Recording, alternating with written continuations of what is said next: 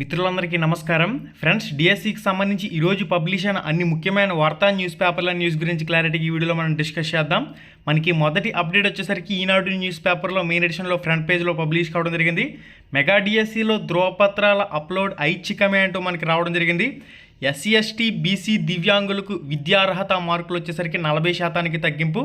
SC ST BC దివ్యాంగ విద్యార్థులకు సంబంధించి అర్హత మార్కుల్ని ఇంటర్మీడియట్లో కానీ ఇక్కడ డిగ్రీలో కానీ పీజీలో కానీ 40% తగ్గించారు. ఎవరైతే జనరల్ అభ్యర్థులు ఉంటారో ఓసీ క్యాండిడేట్లు ఉంటారో వీళ్ళు కూడా తప్పనిసరిగా 5% తగ్గించి 45% ఇవ్వాలి.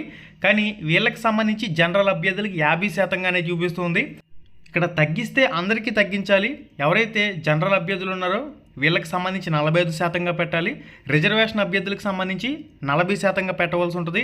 అయితే ఈ స్కూల్ ఎడ్యుకేషన్ డిపార్ట్మెంట్ అధికారులు మాత్రం తెలిసి చేస్తున్నారా లేదా తెలియక చేస్తున్నారా ఏదో చేయాలని చేస్తున్నారా అనేది మాత్రం అభ్యర్థులను ఆందోళనకు గురి చేస్తుంది. ఓసీ జనరల్ అభ్యర్థులు కూడా గతంలో టెట్లు రాశారు, గతంలో బీఎడ్ కోర్సులు కూడా చేశారు. వీళ్ళని కూడా పరిగణలోకి తీసుకోవాల్సిన అవసరం అయితే ఉంది. రిజర్వేషన్ అభ్యర్థులకి 40% పెట్టారు కాబట్టి ఎవరైతే జనరల్ అభ్యర్థులు ఉన్నారో వీళ్ళకి సంబంధించి 45%కి తగ్గించాలి 50% నుంచి. మెగా డిఎస్సికి దరఖాస్తు చేసుకునేటప్పుడు విద్యార్హత ధ్రువపత్రాలు అప్లోడ్ ఐచ్ఛికమేనని విద్యాశాఖ మంత్రి నారా లోకేష్ ఎక్స్ వేదికగా తెలిపారు. సర్టిఫికెట్ల తనిఖీ సమయంలో అంటే జాబ్ వచ్చిన తర్వాత సర్టిఫికెట్ల వెరిఫికేషన్ సమయంలో మాత్రం ఒరిజినల్ ధ్రువపత్రాలను సమర్పించాలని అభ్యర్థులకు సూచించారు. డిఎస్సికి దరఖాస్తు చేసుకునే సమయంలో ధ్రువపత్రాలను అప్లోడ్ చేయాలని నోటిఫికేషన్లో పేర్కొన్నారు. సర్టిఫికెట్లు అప్లోడ్ చేయడంలో అనేక ఇబ్బందులు ఎదురవుతున్నట్లు అభ్యర్థులు పలుమార్లు విన్నవించుకున్నారు. కొంతమంది సర్టిఫికెట్లు కాలేజీలో ఉండిపోవడం, ఇంకా సర్టిఫికెట్లు రాకపోవడం, ఈ విధంగా రకరకాల ఇబ్బందులు ఎదురవుతున్నట్లు పలువురు అభ్యర్థులు విన్నవించుకుంటే వీటిని పరిశీలించిన తర్వాత ఆ నిబంధనను ఐచ్ఛికంగా మార్చినట్లు లోకేష్ తెలిపారు. ఈ మేరకు పాఠశాల విద్యాశాఖ ఉత్తర్వులు జారీ చేసింది. దీంతోపాటుగా ఎస్సీ ఎస్టీ బీసీ దివ్యాంగ అభ్యర్థులకు సంబంధించిన మార్కుల్ని 5% తగ్గించి 40%కి అవకాశం ఇస్తున్నట్లు మనకి దీనిలో ఇన్ఫర్మేషన్లో మెయిన్గా పబ్లిష్ చేస్తున్నారు. గతంలో ఓసీ అభ్యర్థులు జనరల్ అభ్యర్థులు 45% మార్కులతో డిఎస్సికి సంబంధించి అప్లై చేసుకున్నారు. గతంలో టెట్లో కూడా క్వాలిఫై, ఇప్పుడు డిఎస్సి రాసేందుకు ఎదురు చూస్తున్నారు. ఇక్కడ రిజర్వేషన్ అభ్యర్థులకి మాత్రమే 5% తగ్గించడం అనేది సబబు కాదు. ఖచ్చితంగా జనరల్ అభ్యర్థులకు కూడా 5% తగ్గించి 45%కి ఓసీ క్యాండిడేట్లకు అవకాశం ఇవ్వాలి. 45% మార్కులతో ఇంటర్లోను, 45% మార్కులతో డిగ్రీలోను, 45% మార్కులు పీజీలోను ఉన్న వాళ్ళకి సంబంధించి కూడా డిఎస్సికి సంబంధించి దరఖాస్తు చేసుకునే అవకాశం అయితే కల్పించాలి. జనరల్ డిఎస్సి అభ్యర్థులకు న్యాయం చేయాలంటూ ఇక్కడ మనకి న్యూస్ ఆర్టికల్ అయితే పబ్లిష్ కావడం జరిగింది. మీరు క్లారిటీగా చెక్ చేయండి. మెగా డిఎస్సిలో కనీస అర్హత మార్కుల శాతాన్ని జనరల్ అభ్యర్థులు కూడా తగ్గించాలని పీడీఎఫ్ అమరావతి రాష్ట్ర అధ్యక్షుడు డిమాండ్ చేసినట్లు దీనికి సంబంధించి మనకి ఇన్ఫర్మేషన్లో పబ్లిష్ చేస్తున్నారు. మనకి నెక్స్ట్ అప్డేట్ వచ్చేసరికి ఆంధ్రజ్యోతి న్యూస్ పేపర్లో మెయిన్ ఎడిషన్లో పబ్లిష్ కావడం జరిగింది. డిఎస్సి అభ్యర్థులకు ఉపశమనం, ఎస్సీ ఎస్టీ బీసీ దివ్యాంగ అభ్యర్థులకి డిగ్రీలో 40% మార్కులు ఉన్న అర్హులే అంటూ ఇన్ఫర్మేషన్లో రావడం జరిగింది. అంటే ఇక్కడ రిజర్వేషన్ అభ్యర్థులకు మాత్రమే 5% తగ్గించడం అనేది ఏమాత్రం సరికాదు. జనరల్ అభ్యర్థులకు కూడా 50% నుంచి 45%కి తగ్గించి ఉత్తర్వులను అయితే జారీ చేయాలి. లేదంటే జనరల్ అభ్యర్థులు కూడా గతంలో టెట్కి అప్లై చేసుకున్న వాళ్ళు, గతంలో టెట్ క్వాలిఫై అయిన వాళ్ళు, గతంలో డిఎస్సికి సంబంధించి అప్లై చేసుకున్న జనరల్ అభ్యర్థులు కూడా ఉన్నారు కాబట్టి ఈ అంశాన్ని కూడా పరిగణలోకి తీసుకోవాలి. ఇక మనకి ఇంకొక అప్డేట్ చూసినట్లయితే ఆన్లైన్లో దరఖాస్తు చేసుకునే సమయంలో సర్టిఫికెట్లు అప్లోడ్ చేయడం ఐచ్ఛికమని పేర్కొంది. నోటిఫికేషన్ ఇచ్చిన సమయంలో తప్పనిసరిగా దరఖాస్తుల సమయంలోనే సర్టిఫికెట్లు అప్లోడ్ చేయాలని ఇచ్చారు. దరఖాస్తుల సమయంలోనే సర్టిఫికెట్లను అప్లోడ్ చేయాలని నిబంధన పెట్టారు. దీనివల్ల సర్టిఫికెట్ల కోసం కార్యాలయాల చుట్టూ తిరగవలసి వస్తుందని, ఉద్యోగాలకు ఎంపికైన వారికి సర్టిఫికెట్లు పరిశీలన చేయాలని అభ్యర్థులు కోరారు. దీనిపై స్పందించిన పాఠశాల విద్యాశాఖ సర్టిఫికెట్లు అప్లోడ్ చేయడాన్ని ఆప్షనల్గా మారుస్తున్నట్లు తాజాగా ఉత్తర్వుల్లో పేర్కొంది. అంటే డిఎస్సి అప్లికేషన్ చేయడానికి సెపరేట్గా ఉంది కాబట్టి ముందుగా డిఎస్సికి సంబంధించి ఆన్లైన్ అప్లికేషన్ చేయండి. తర్వాత మీ దగ్గర ఉన్న సర్టిఫికెట్లని అప్లోడ్ చేసే ప్రయత్నం చేయండి. చాలామంది జిరాక్స్లు అప్లోడ్ చేయొచ్చా అని చెప్పేసి అడుగుతున్నారు కదా. మీ దగ్గర ఉన్న సర్టిఫికెట్లతో ఆ సెకండ్ ఆప్షన్ అనేది ఫిల్ చేయండి. ఫస్ట్ ఆప్షన్ అనేది ప్రతి ఒక్కరు ఆన్లైన్ అప్లికేషన్ చేస్తారు. మీరు క్యాండిడేట్ లాగిన్ అయిన తర్వాత సర్టిఫికెట్లు అనేవి ఎప్పుడైనా అప్లోడ్ చేసుకోవచ్చు కాబట్టి ఇక్కడ ఆప్షనల్ అని చెప్పేసి కూడా ఇస్తున్నారు కాబట్టి దీనివల్ల పెద్దగా ప్రాబ్లం అయితే ఉండదు. ఇక ఆన్లైన్ అప్లికేషన్ అయితే ప్రతి ఒక్కరు చేసుకోండి. జియో నెంబర్ 117 రద్దు చేసి 3 అంచెల పాఠశాల విధానాన్ని అమలు చేయాలని కోరారంటూ కూడా ఒక పాయింట్లో మెన్షన్ చేశారు. మనకి నెక్స్ట్ అప్డేట్ వచ్చేసరికి స్పెషల్ డిఎస్సి నోటిఫికేషన్కు ఆర్డినెన్స్ విడుదల చేయాలంటూ ఇక్కడ మనకు ఒక స్పెషల్ ఆర్టికల్ అయితే పబ్లిష్ కావడం జరిగింది. దీనికి సంబంధించి ఇక్కడ ఇన్ఫర్మేషన్ అనేది మీరు స్క్రీన్ మీద చెక్ చేయండి. మనకి నార్మల్ డిఎస్సికి సంబంధించి నోటిఫికేషన్ అయితే విడుదల చేయడం జరిగింది కదా. మనకి స్పెషల్ డిఎస్సికి సంబంధించి కూడా నోటిఫికేషన్ విడుదల చేయాలని అభ్యర్థులు అయితే ఎదురు చూస్తున్నారు. దీనిపై కూడా పాఠశాల విద్యాశాఖ ఆంధ్రప్రదేశ్ ప్రభుత్వం స్పందించవలసిన అవసరం అయితే ఉంది.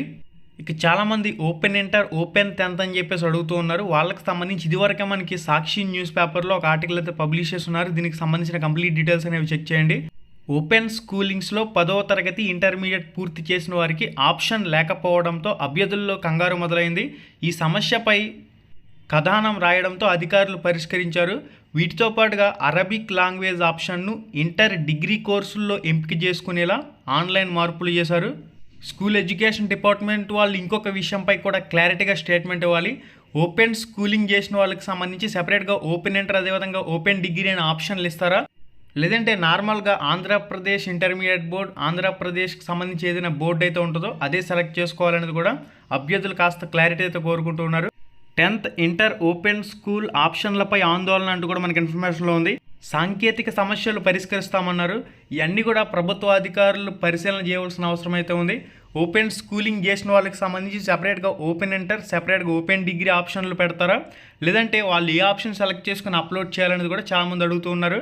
ఆంధ్రప్రదేశ్ పాఠశాల విద్యాశాఖ అధికారులు ఈ విషయంపై కూడా స్పందించవలసిన అవసరం అయితే ఉంది. రిజర్వేషన్ అభ్యర్థులకు మాత్రమే 45% నుంచి 40% తగ్గించడం అనేది సబబు కాదు. ఓసీ క్యాండిడేట్లకి, జనరల్ క్యాండిడేట్లకి కూడా 50% నుంచి 45% ఖచ్చితంగా తగ్గించాలి. డిఎస్సి అభ్యర్థుల అర్హత వయస్సుని ఓసీ క్యాండిడేట్లకి 47 సంవత్సరాలకి పొడిగించాలంటూ కూడా అభ్యర్థులు అయితే డిమాండ్ చేస్తూ ఉన్నారు. ఇక స్పోర్ట్స్ కోటా ఆప్షన్కి సంబంధించి కూడా ప్రభుత్వం నుంచి ఎటువంటి స్పష్టత లేదు. స్పోర్ట్స్ కోటా ఆప్షన్ కూడా ఆన్లైన్ అప్లికేషన్లో లేదు. ఆంధ్రప్రదేశ్ పాఠశాల విద్యాశాఖ అధికారులు, ఆంధ్రప్రదేశ్ రాష్ట్ర విద్యాశాఖ మంత్రి నారా లోకేష్ గారు ఖచ్చితంగా ఈ ప్రశ్నకి మీరు సమాధానం ఇవ్వాలి. ఆంధ్రప్రదేశ్లో లక్షలాది మంది నిరుద్యోగ అభ్యర్థులు మిమ్మల్ని ఒకటి ప్రశ్నిస్తూ ఉన్నారు. నోటిఫికేషన్ వచ్చిన రోజు నుంచి పరీక్షలు జరిగే మధ్య 90 రోజుల ప్రిపరేషన్ సమయాన్ని అయితే అడుగుతూ ఉన్నారు. మరి ఈ అంశంపై మీ స్పందన ఏమిటి?